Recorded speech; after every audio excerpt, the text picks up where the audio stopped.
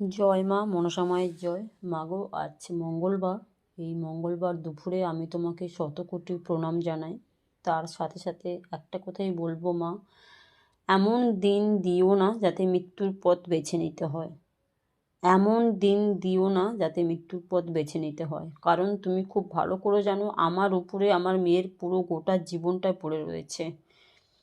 আমার উপরে আমার মেয়ের পুরো ভবিষ্যৎটাই পড়ে রয়েছে।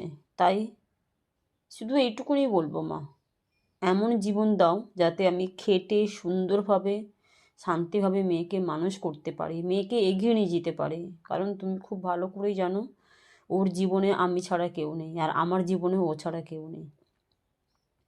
যতই আমরা ভাবি যে না আরও কেউ আছে আরও কেউ আছে, কিন্তু না মা, সবাই স্বার্থর জন্য আসে, স্বার্থ ফুরালে আবার সে ঠিক তার নিজের জায়গায় ফিরে যায়। তাই এই সংসার ফংসার এগুলো কোনো কিছু হয় না। যদি এগুলো থাকতো তাহলে আমাদের সমাজে এত ডিভোর্সের হার বাড়তো না, এত রেপের হার বাড়তো না, এত মানুষ খারাপ হতো না। ইভেন এমনকি বাবাও তার মেয়েকে ছাড়ছে না। তুমি নিশ্চয়ই খুব ভালো করেই জানো মা আমি কি কথাগুলো বলছি আর কেনই বলছি, কতটা কষ্ট পেলে এই কথাগুলো বলি আমি। আমার কাজের অবস্থা খুব খারাপ। যত নিজের মতন করে লোকের বাড়িতে রান্না করি, যত নিজের মতন করে ভাবি, কিন্তু সেই জায়গাটা আমি কোনো দিন শান্তি পাই না। কেন মা একটু বলতে পারো? আগে তাও বেশ কিছুদিন করে এক একটা বাড়িতে কাজ করতাম, 15 বছর, 14 বছর, 12 বছর করে। এখন কি যে নতুন নতুন যত মানুষজন মানে কাজগুলো আসছে, দুদিন করেও টিকতে পারছি না। আদৌ কি আমি খারাপ? আমাকে একটু বলবে মা, আমার কোথায় কোন পয়েন্টগুলো তোমার খারাপ লাগে? আমি খারাপ, না কাজের বাড়ির মানুষগুলো আমাদের সঙ্গে খারাপ ব্যবহার করছে? কোনটা মা একটু বলো না, তাহলে আমি শুধরানোর চেষ্টা করব।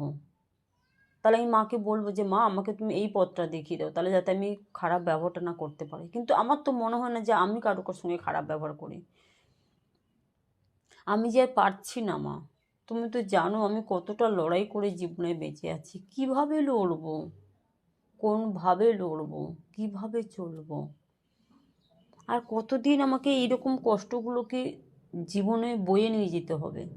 একটু বলতে পারো মা? আমিও তো চাই যে আমি একটু শান্তিতে বাঁচি, আমাকে একটু শান্তি দাও মা।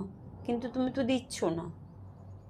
এটাই কি ঠিক যে যারা সৎ পথে থাকে, যারা সত্যিকারে খেটে খায়, তাদের কপালে তুমি দুঃখ দাও?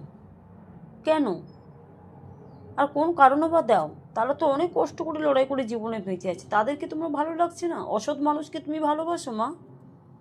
এটা তো আমার তো মনে হয় না যে অসৎ লোককে ভগবানরা বেশি ভালোবাসে, কিন্তু না, এটাই সত্যি।